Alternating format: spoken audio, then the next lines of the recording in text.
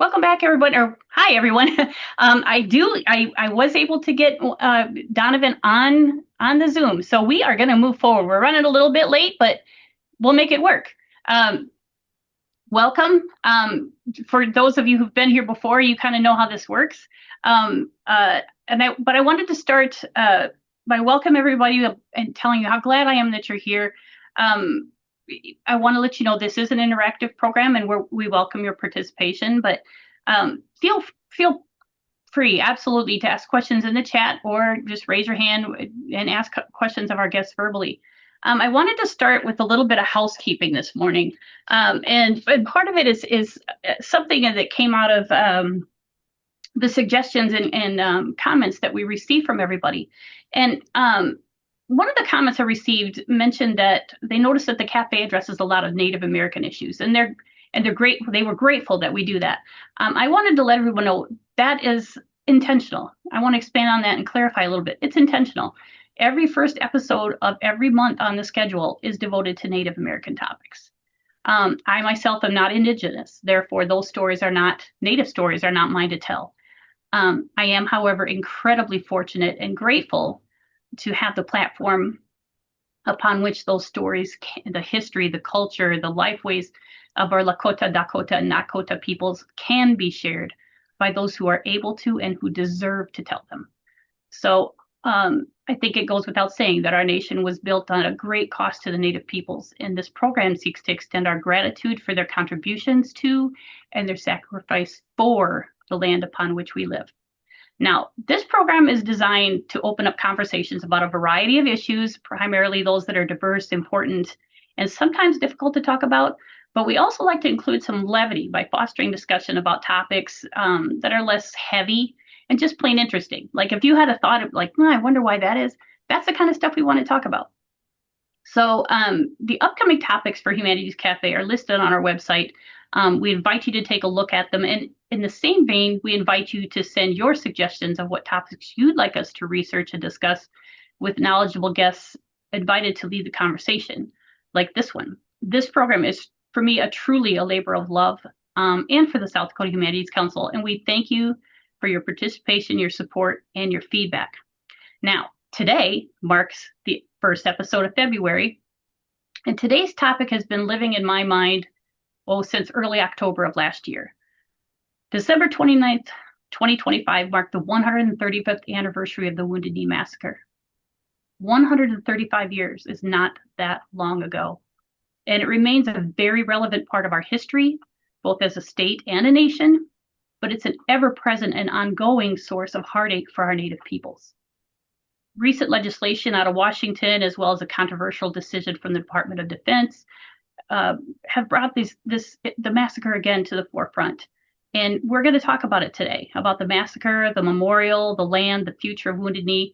And to do so are two direct descendants of the tragedy of 1890. Gentlemen, we are tremendously honored to have you join us. I want to start by having you introduce yourselves, who you are, what you do, and what is your direct connection to the Wounded Knee Massacre of 1890. I'll let you two decide which one you want to do. Who wants to go first? My name is Donovin Sprague. My Lakota name is Chinkahu Wakantaya High Backbone Hump, and I'm also Minikoju and Cheyenne. I'm from the Cheyenne River Sioux Tribe, enrolled member, and I'm at Sheridan College. My connection is through the ghost dancers of my great-great-grandfather, who carried my name, Hump, and also family and members of his band who traveled, including his relatives who were traveling down to that area, and actually his son also was at the site in 1890.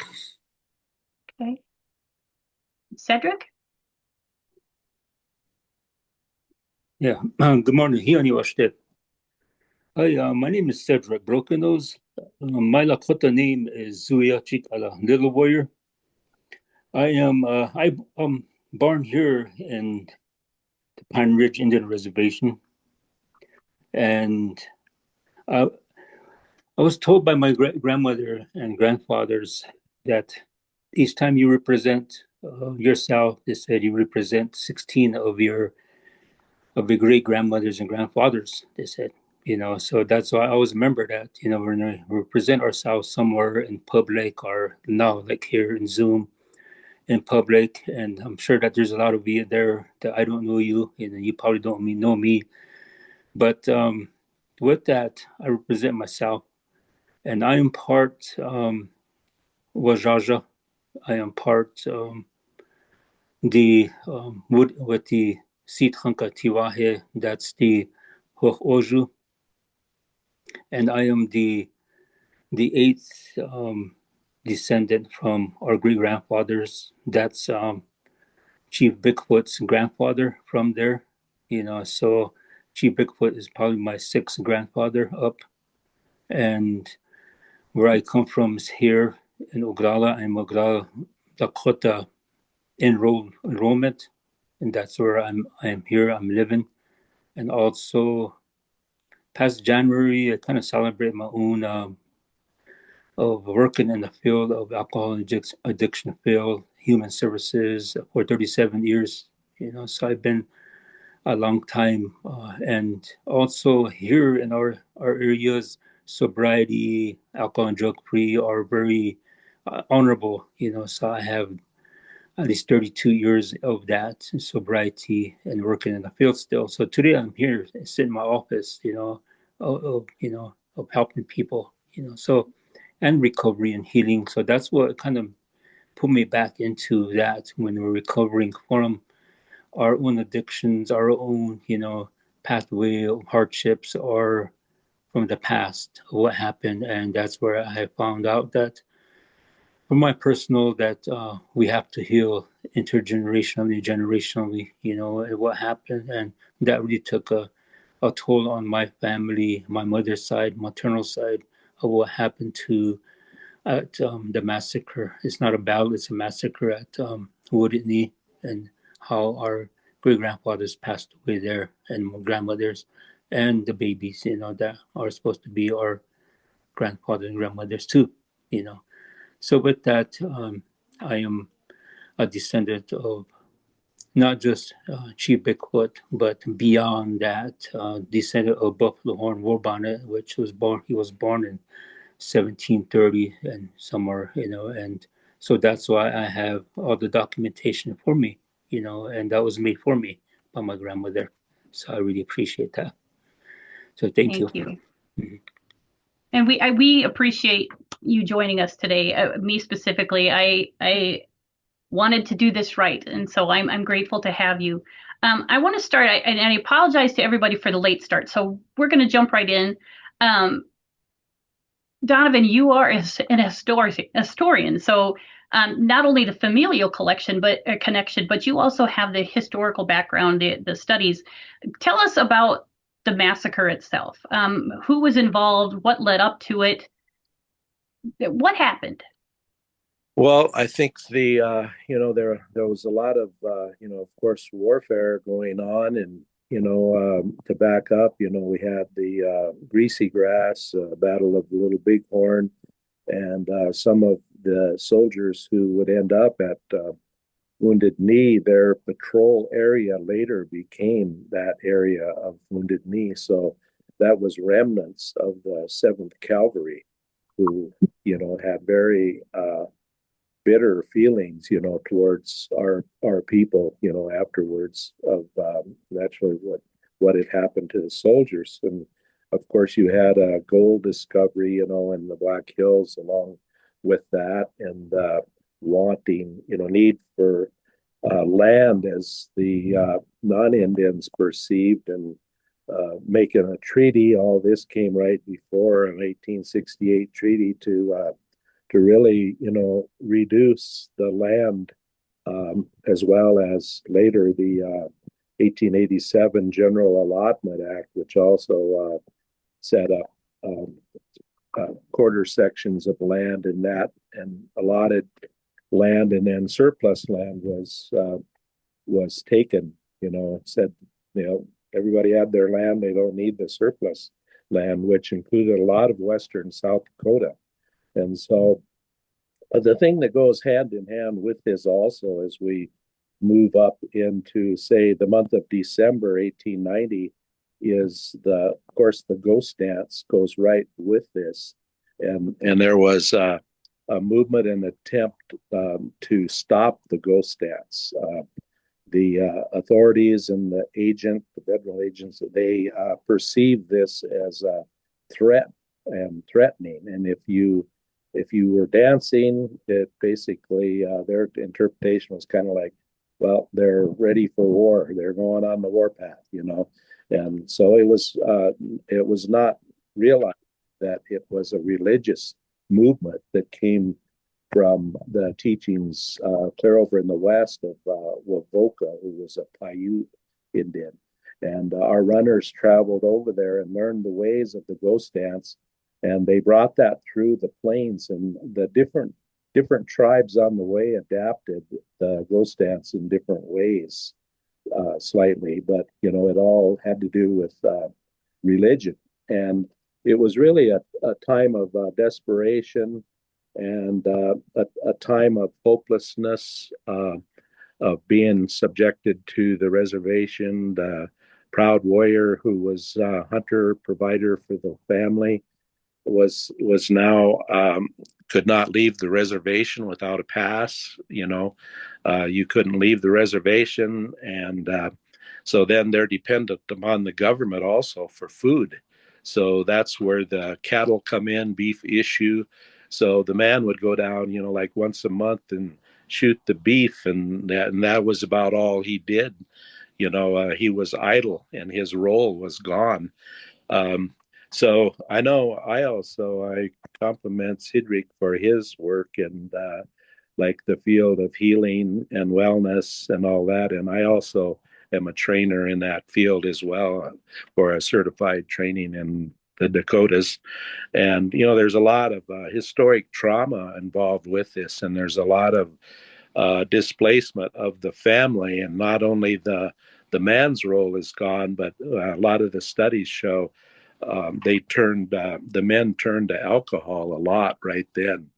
And I found that a lot of our women had started quilling societies and were busy with the arts and that, but the man was really displaced. But then, of course, the ghost dance is the same time period, and my great great grandfather Hump, became one of the leaders and proponents of the ghost dance, as well as Sitting Bull. So they had been together before, in the wars. They'd been at the Little Bighorn, Greasy Grass, and they went to Canada. They were both in Canada, and they came in, and it's not really a surrender either, because there wasn't like an escort by military, but they came in to maybe agree to a new land deal, even like Crazy Horse.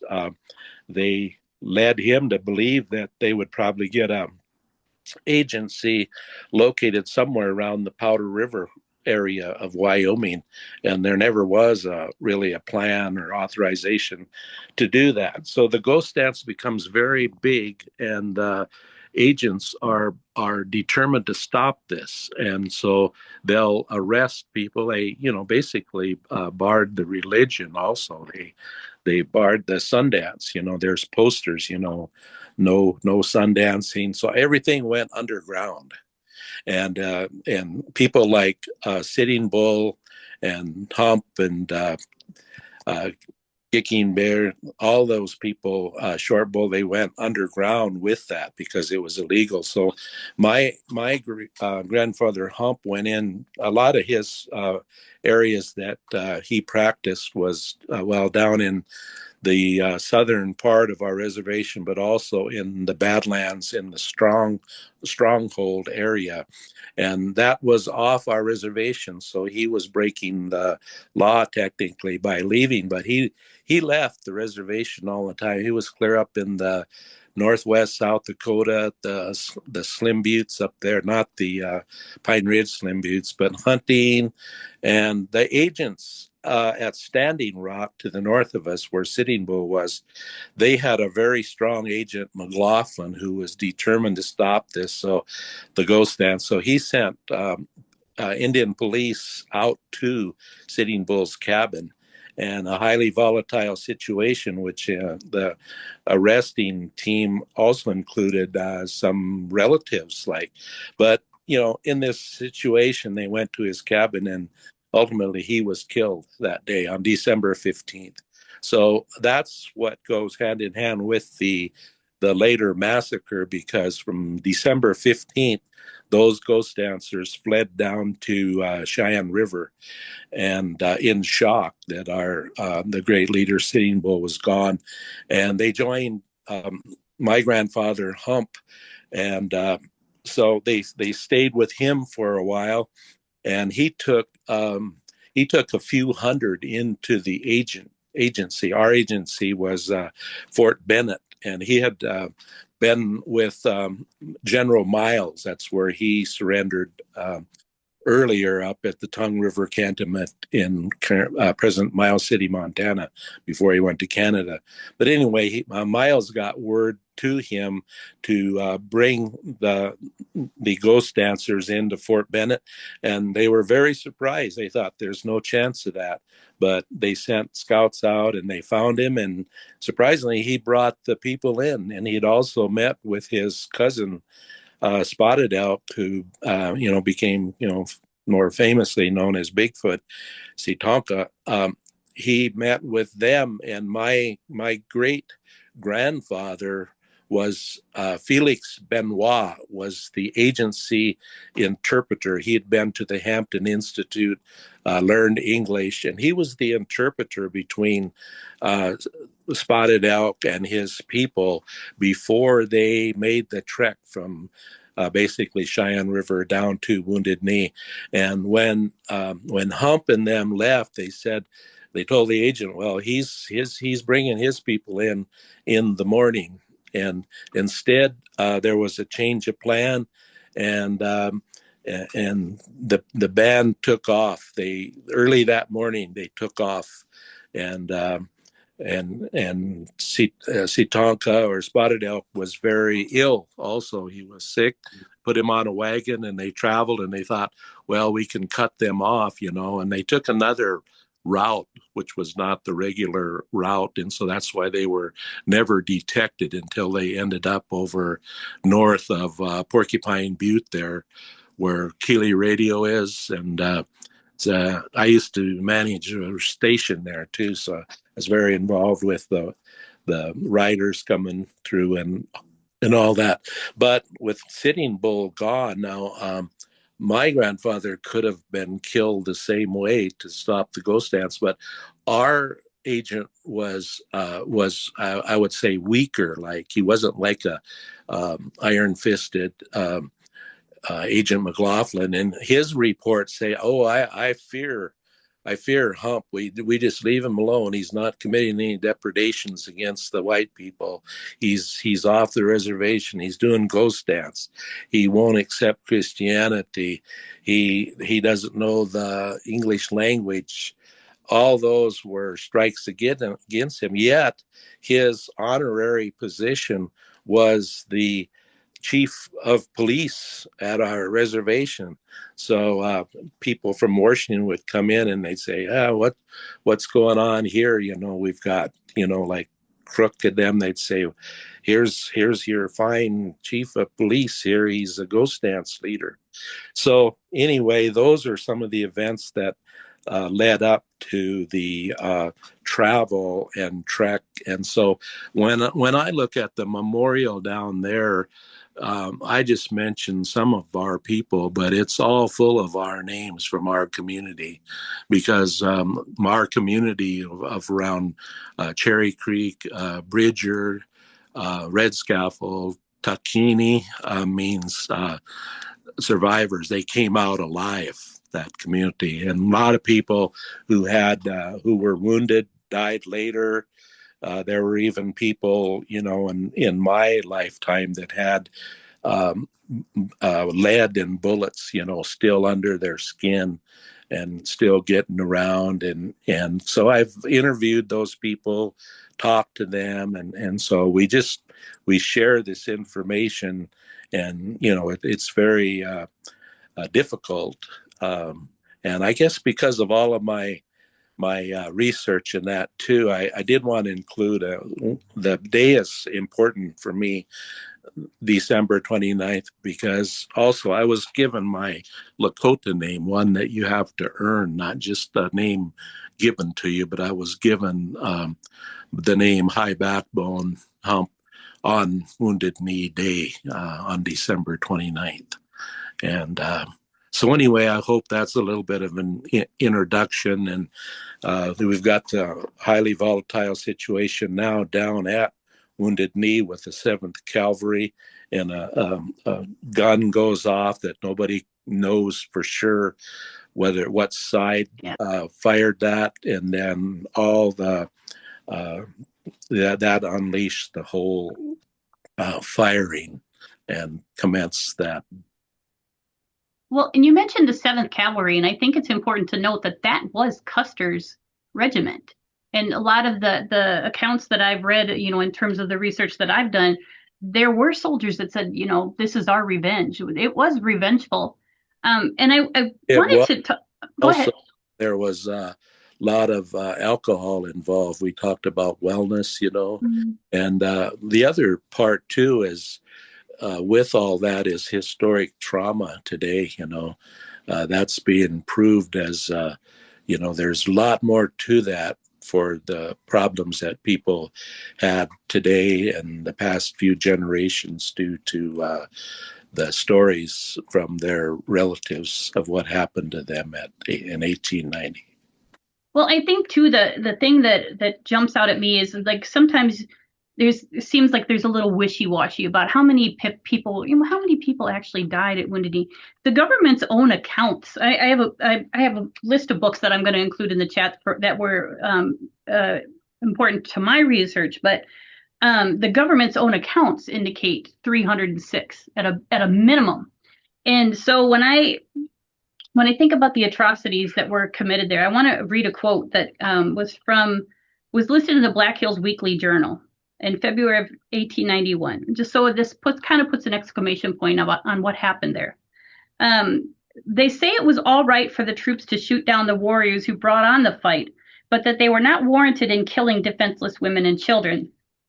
They point to the fact that bodies of women and children were found miles away from the scene of the battle to indicate that there was unnecessary slaughter. The fact that women and children were killed far from where the fight commenced was stated in the report of the Court of Inquiry in Colonel Forsyth's case, Colonel Forsyth being the commander of the 7th Cavalry, and it was endorsed by General Miles.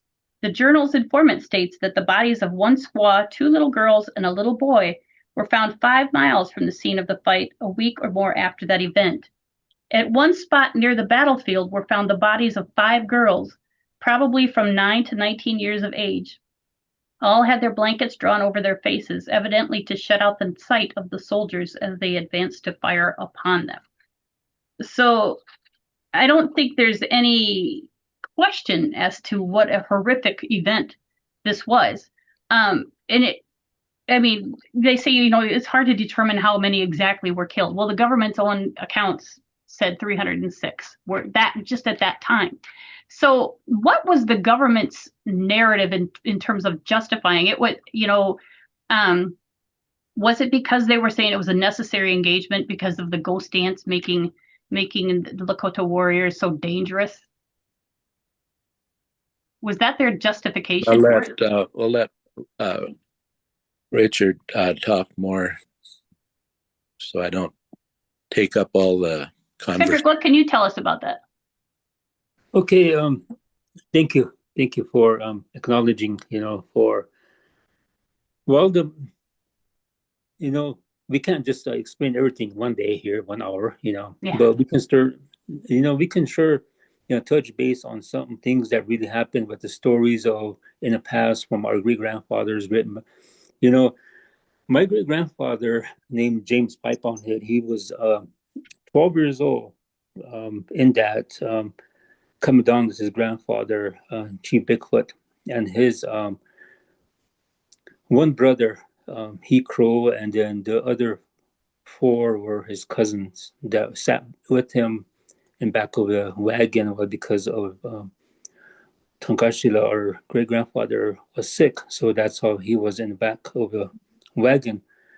But for the account of the ghost dance, from what my grandmother has shared with me, because that's his father that survived the massacre, said on the way coming down from, as they were told that Sitting Bull was killed, murdered, and then it was going to be his turn to be, they're coming for him to be killed. So he was, and at that point, he was the headsman, the Nacha, the chief. It wasn't called chief, but it was called headsman, and he was the headsman for his band. And when he was gonna leave, he gave them information of what was gonna happen. But he also told his band that it was up to them that if they're gonna follow or not, or they're gonna stay in the establishment of the Bridger area or the Trakini area. And so when he left with his wife, which is our great grandmother, short-tailed woman, um, everyone followed. As from the account, they said it's 300 plus, but in some time it was 435 people. They said that followed him down. And by the time they got to the Badlands, because there's no roads at that time, if you imagine. There's no roads. They're just on horseback. Some rode horse. He was pulled by his wagon. People followed, walked.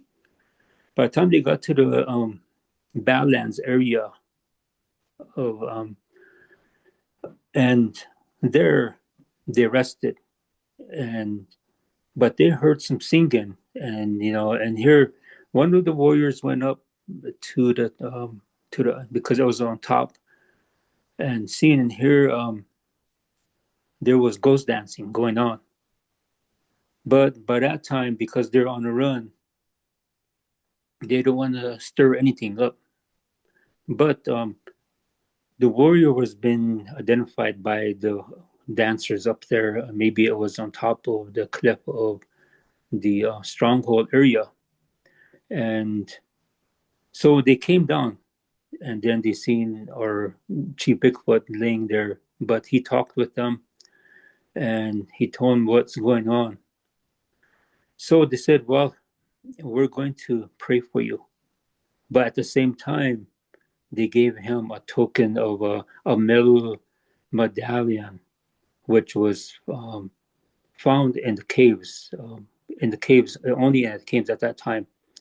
And so they gave that to him. So I held that medallion about back in 2018 in my hand.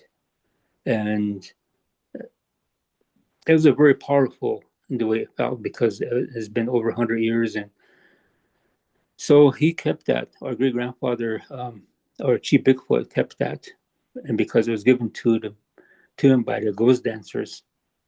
And then in the morning, they moved on, and they made their way, because there's no roads at that time, and so they made their way to ravines and all. And by the time they got to Porcupine, I have the account of my great grandfather James Pipeonhead's story. He was 12 years old, and through interpreter Henry Standingberg, Henry Standingberg was educated at that point, and he went to schooling, so he can hear and he can translate. So if need be, I could read it out, so you can understand what how it really happened. Because in the eyes, from the lens of my great grandfather, James Piponhead, and the interpreter, he wrote, "These people coming from the other reservation reached the foot of the Porcupine Butte. At that point, they realized that the soldiers were going that direction to meet them or take them by surprise, or whatever it might be. So Bigfoot, who was my grandfather, was sick and his wife was driving the wagon. Bigfoot told these people to raise their white flag. That means peace. So on the stick, they fixed a white flag and they carried it. The old man advised these people that if the soldiers met them, they must not be disturbed. The Indian must not start anything. At, at this, that was the old man's advice at this place. An armed officer with an Indian interpreter told them that the soldiers were camped down on Wounded Knee and took Bigfoot and his band down there.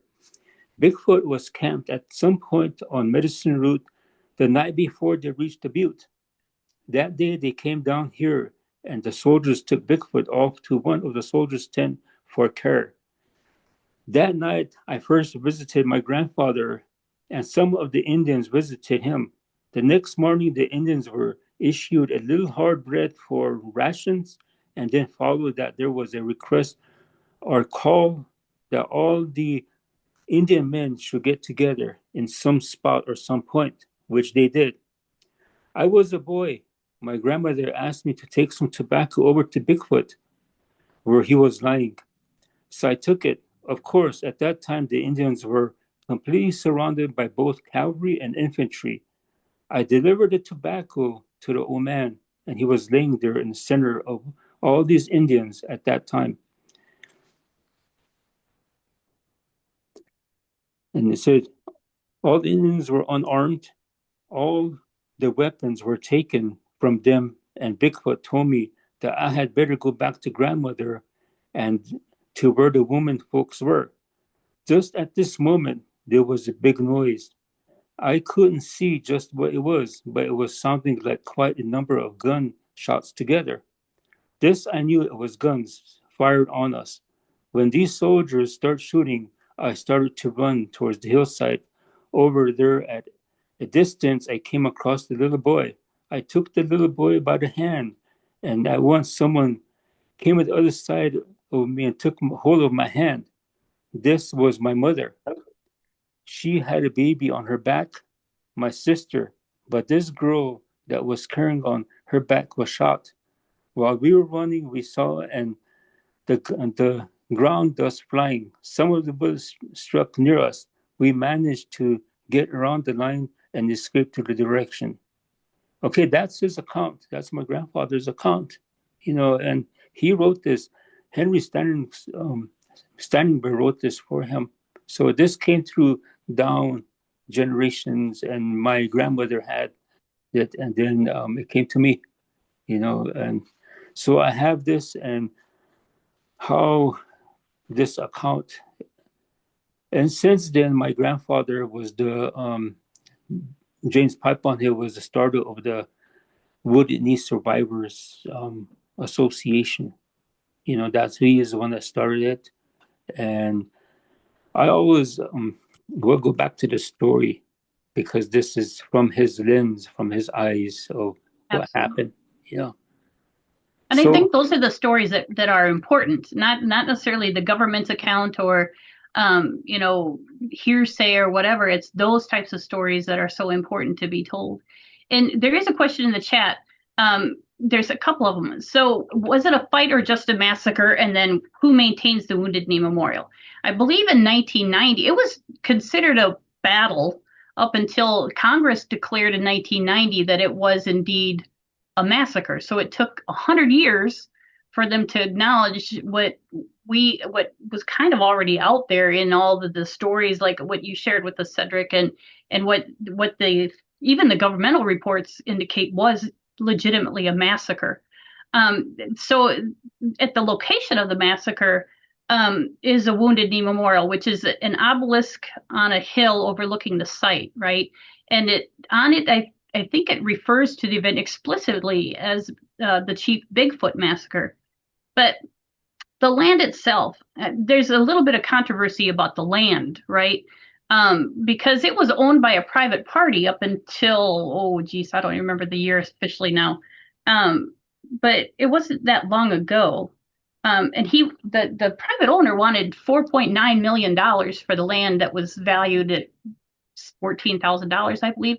So we're running short on time, but I want to know how did the tribes acquire that land, and what is being done to maintain the Wounded Knee Memorial?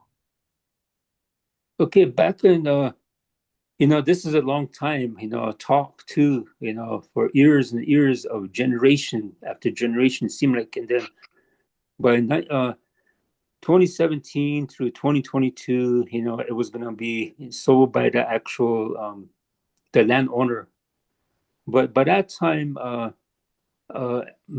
individual by name or family Jones Whiskey, they call him, has owned it.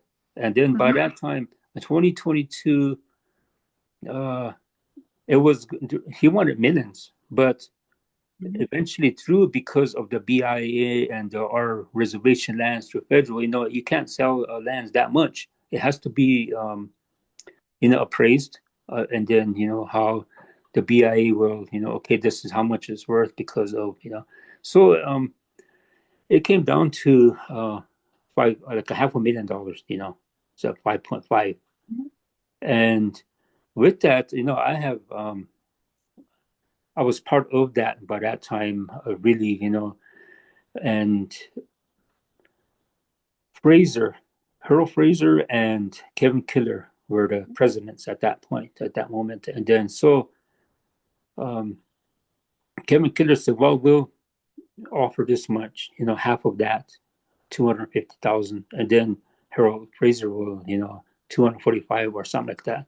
So with that agreement, that was by September of 2022 that these two tribes agreed to buy it from the family, which the family was living in Rapid City, at that point.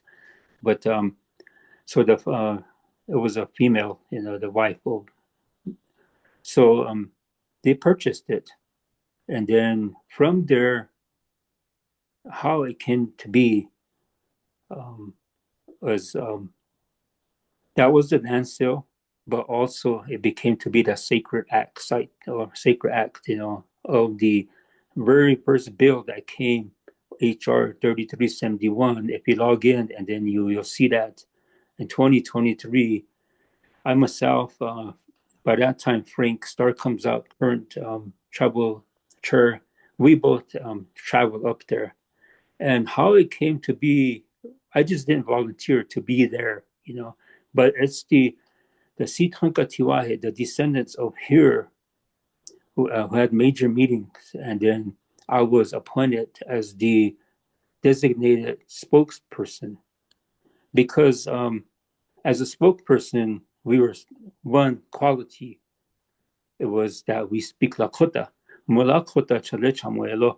a Lakota, so this is what I'm doing. And then I could also speak English, so I could translate what was said up there to the elders of the. So that was the reason why I was chosen and designated to go with him. And we were there at the in Washington when Dusty Johnson introduced bill. He said, "This is my bill," he said, but it wasn't actually. It was the Descendants. It's the Survivors Descendants bill, because it's been pushed a long time, and since the 80s, since 70s, but generations now finally it's been acknowledged. And then this here is a 40-acre. It's not much of a large land. If you go there and see, it's a 40-acre. So with that, and some today say that the mass grave is not the real mass grave. That's where it is, So there was a little confusion. So, but that's where how that became. And today, how that bill past December 29th, it was the senators, the Congress people came and brought the bill and handed it over to Ryman LeBeau, Cheyenne River president, and Frank Starr comes out, current tribal chairman of Oglala Sioux Tribe. They gave it to them. So that's how that came about, Well, and that's become now it's the Wounded Knee Massacre Memorial and Sacred Site Act was passed, and so now it is officially a sacred site. It cannot be sold. It cannot be commercialized. It's designated as sacred, and so that is like a huge step in the right direction. But I also wanted to mention too, Cedrick. I know part of it too with the Wounded Knees. For the descendants and survivors of the descendants, the repatriation of artifacts. And this is something I really wanted to address because the NAGPRA, the Native American Graves Protection and Repatriation Act of 1990, was also important. And I know that there was a museum in Massachusetts that had a collection of artifacts that had been literally stolen by an individual who was at the aftermath of the massacre, who was just taking artifacts off of the deceased bodies that were laying there. And they ended up in a museum in Massachusetts. But thanks to NAGPRA, those things have come back to the Lakota people. And you were on that trip. And so I wanted to ask you, because I've been actually dying to ask you this question. What was that trip like for you? First of all, driving out there, knowing what you were going to be doing, and then driving back with those sacred artifacts. What was, I can't imagine how spiritual that was for you. So I really wanted to get your firsthand account of what that was like. Okay. During the time of the land sale, like that, those meetings were held, and we knew that these artifacts were there for a long time as well too. I've been on that Bigfoot memorial ride since '80s, and then in the fire, like the campfire talks, they were talked about that. But at the same time, going back to history of really what really happened too was Alex Whiteplume. He was the president or vice president. He found out that these artifacts are there, and he went over there, and then he seen it, and he said, "Yes, these belong to Wounded Knee." And then there was a lock of hair too that was there, and he said, "This is Chief Bigfoot's hair, but we don't know, because we really don't know." But he's seen all these artifacts, and then he brought back the message, which we knew, but because of so during these meetings here, they wanted to nominate someone to actually be the driver to go after these. And by that time, my name was always pushed ahead because of what I'm doing already for my great grandfather, James Pipeonhead. But it wasn't the men, the men who chose. It was the elder women of the group. They all got together and they talked about it. And then they came back in the meeting. And this was like maybe 50 of the elder women who made that decision. And then I was called upon in the middle of the room, and I was told. I wasn't asked. I was told to go after these artifacts that were there. So I cannot say no, because these were elder women who requested that of me. So I made my journey, and in some newspapers it says it was my personal vehicle. No, it was Oglala Sioux Tribe president's vehicle. It was along the Suburban that that was offered to me, and so to use. So I left here in the morning of Wednesday, and I drove two days there, and 12 hours of time I drove, and rain, smudging too. By the time I got there, it was the evening of Friday evening of November, I think 4th or so. So that day, came, and then but I actually went to the museum that evening when I drove there at the Berry, Massachusetts. So I got there, and then when I got there, there was a little small gas station there, a convenience store. So I pulled in there because I needed some fuel. And when I was pouring my fuel into the vehicle, a group of people came over, like they were watching. They were, so, and they all asked me, "Are you the person who has come after those?" So I said, "Yeah." So, in a way, they were really supportive. So the next day, we were supposed to be meeting at this school there. So we did, but the artifacts weren't there at that point. Just the box was there, and then all these other people of newspaper cameramen. And there was a whole room full of it. Was a gymnasium, but it was full of like reporters there. And then the board of directors of the Berry Museum was there. So we had a small ceremony there with them. And then also I took my pipe. So we had a pipe ceremony. And then we joined with them. And they smoked the pipe too. So there was a small ceremony there. Then after that, the director of the museum gave me and Mike Hecrow and the box that it's going to be returned now. It was going to be returned. The items will be returned to us. So they gave us a box, and it was so with that. And then after that, we had a meal. But during this meal, I have asked the board, since we're returning this, and then I'm the one that's to return it back home.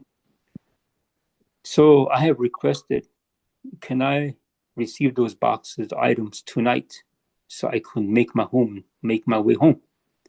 Because at that point they're willing, and I wasn't taking any chances as my two, So we drove to the place of where they stored them, and it was inside a large building, but it was on top of the I think it was a two-story building, and inside there it was dark.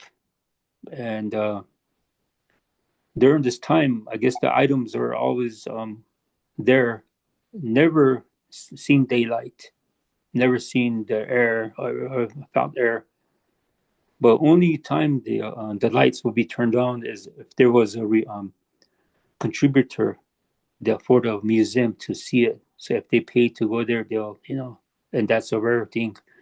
So that night, we smudged the boxes because it's ready to go. It was supposed to go next day, but I asked to go that night. So with that, we said prayers and songs. We sing songs and then we started to load the boxes into the van or the Suburban. But there was a large box there. I didn't know what that large box was. It kind of looked like a coffin. But inside there was a statue. It was a statue, and then it had wore on it a vest that was taken from there, from the massacre. Everything in those boxes were from there. So, but as I put those on, okay, and then I kind of signed something that they gave me. I signed my signature, and okay, I'm ready to go.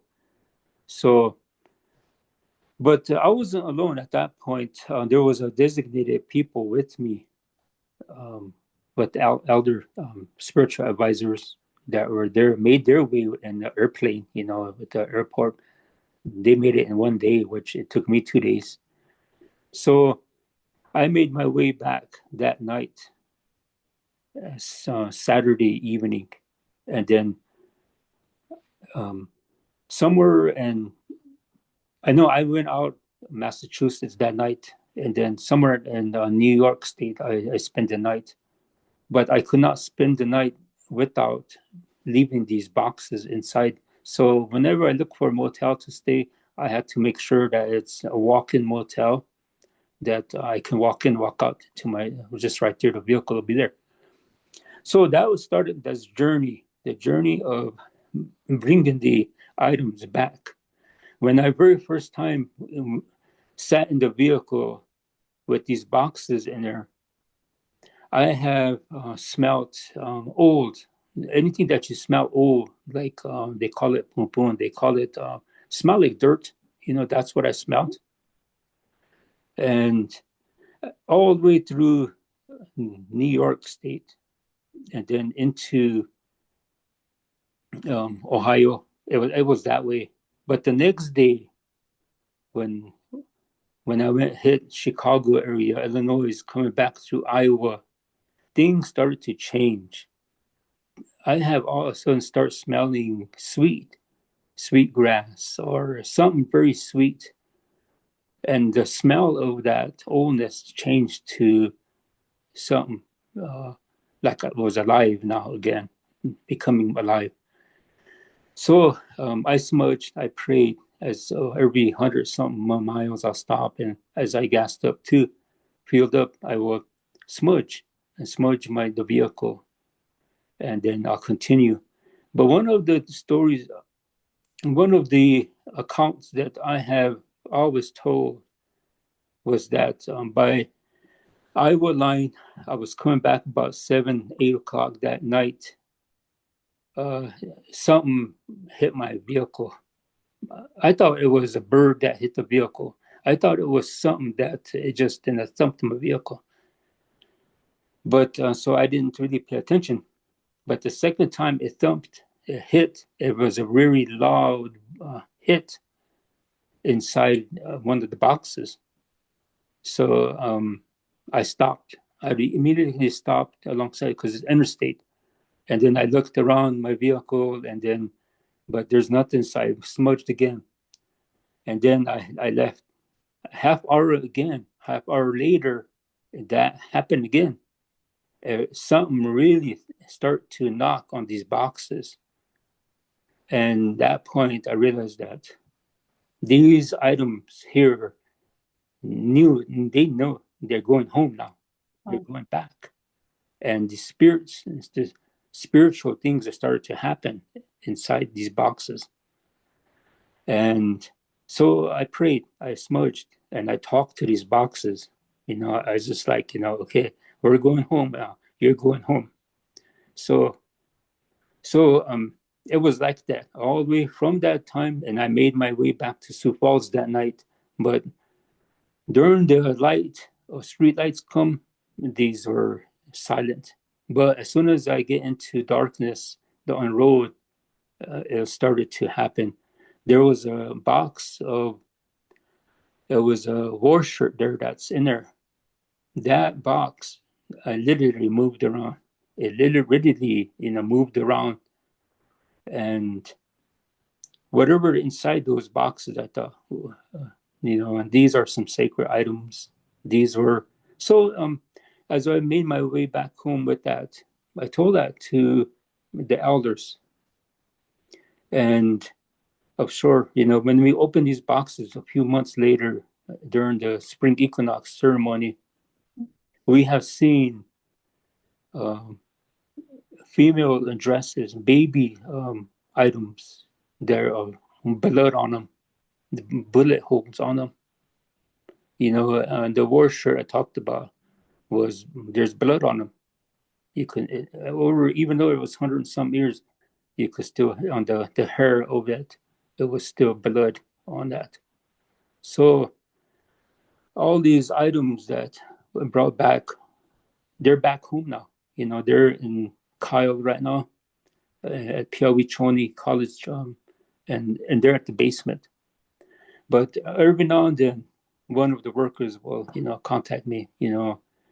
These things are happening here at this. These things are making noises. So I said, yes, they will. These are sacred items. They need to go back now. They belongs to the spirits. It doesn't belong to us. It doesn't. But so with that, that was my account, and I will never forget that trip because it was a spiritual trip. So with that, what these items need to, a lot of groups out there, a lot of people say we need to keep these. We need to keep them in a museum. We need to display these because it's from that time. Yes, that was very good ideas. But these belong to the spirits of the massacre there. And in our traditions, in the Lakota tradition, whoever believes in death, like I do, I grew up with my Chanupa. I grew up with the stories. I grew up with the values, the foundation values, the tradition, sweats, all things that you can think of, Sundance, Vision Quest. I did that. And I believe that these items need to go back to the spirits because they belongs to them. That means we have two ways of giving it back to these spirits.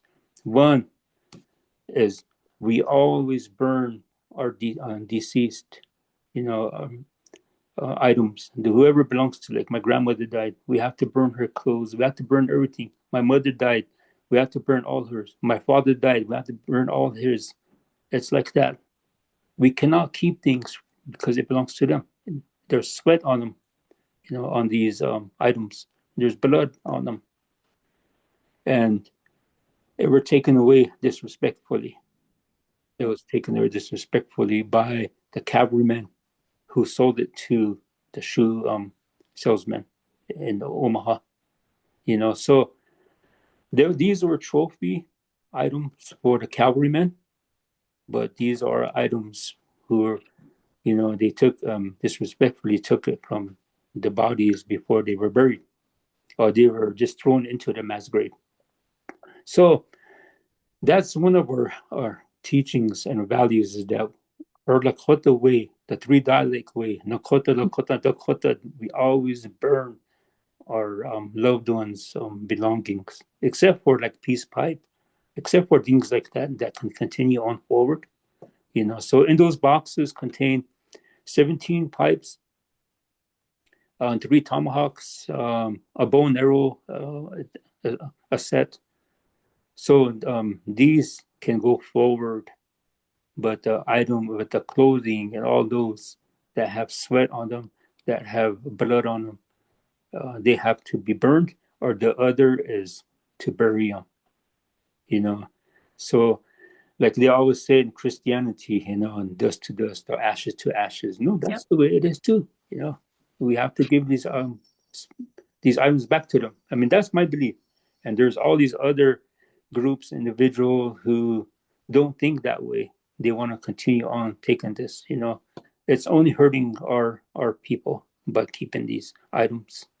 So with that, hopefully I answered your question. Yes, it did, and thank you for sharing that.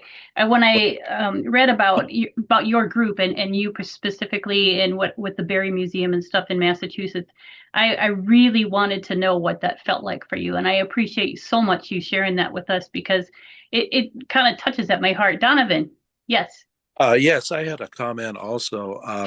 And some of it, if we have time, would address a couple questions that came up too. But first of all, I'd like to say that I'm also a historian for the Cheyenne River Sioux Tribe and work with the archives archivist. And so I took care and managed things just like what Cedrick's talking about, Wounded Knee items from the Smithsonian, and the same types of description, and these things should never be on display anywhere. We had requests for people to, do whatever with them and show them, but they're sacred, like Cedric said. But I would like to include that we need to honor the wishes of the descendants of these people. So if we can trace some of the items to a particular family or whatever, they should be the people who decide, and they might not be for burning it or whatever. And I know a lot of people who, and I'm not part of any group either that is involved with opinions about that. But there's a lot of people who are traditionalists, sun dancers, grew up with traditional Lakota religion, and they don't have the same feelings about that. There's some things such as even like with hair, with DNA, and research, and of course you're maybe getting into the world of science as well too, and I might be criticized because I'm the maybe seen as the academic side. But I think the bottom line, like with me, with archivists, was to honor the wishes of the people of each group who may have different opinions about that. And then I would like to say too, and it's kind of a term of the times that was mentioned earlier, but the word squaw is a very derogatory word. We're trying to rid of that, and I realize that was used in the context of the times, but it's a very derogatory term towards our women. And with this year of reconciliation too, I just wanted to touch on that. A lot of us were involved with that. I think Tim Gallego at that time kind of spearheaded a lot of movement for that because he had a tribal newspaper.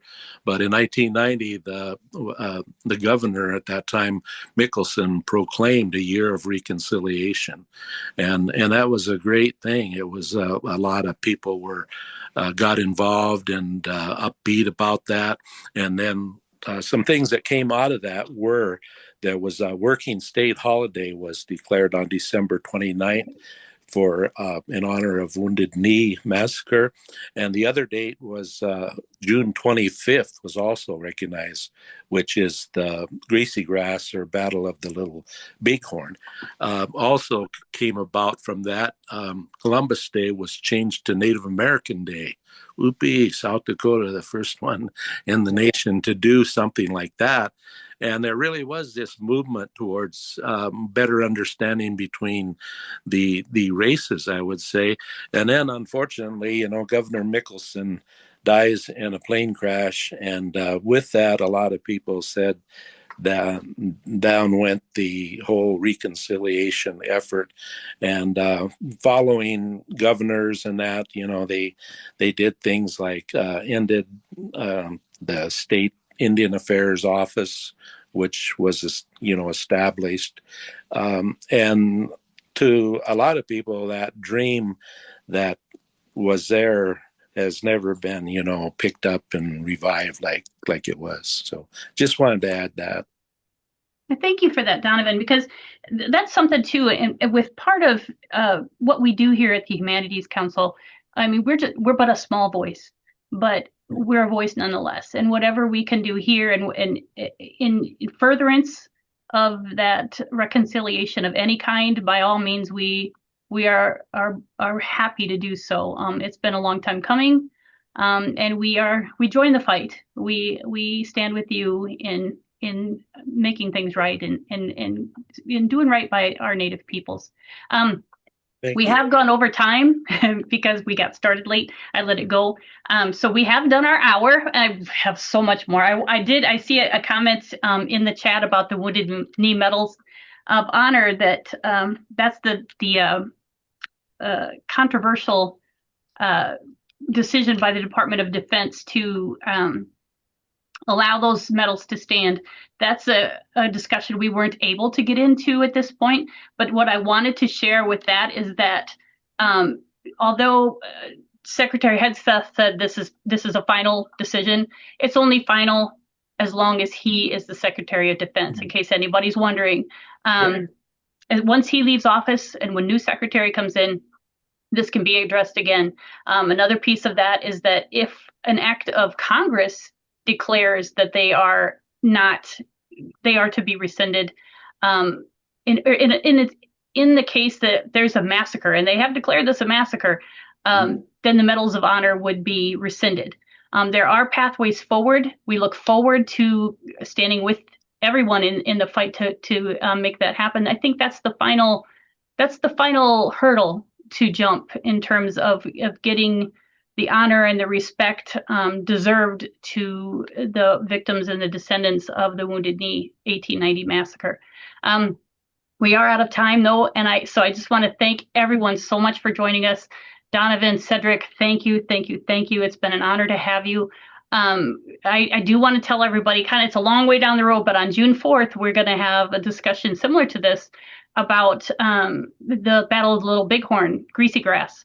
It's the 150th anniversary of that, and Donovan has already thrown his hat in the ring, and we're going to have him back with us. So I hope you'll join us. Check out our webpage, SDHC's website, if you want to know what's coming up on the Humanities Cafe show. If you have any feedback, suggestions, by all means, send them my way. The link is in the chat. And thank you again. Thank you so much. Enjoy this wonderful weather, everyone, and we'll see you again soon. Lamia. Okay, yeah, thank you.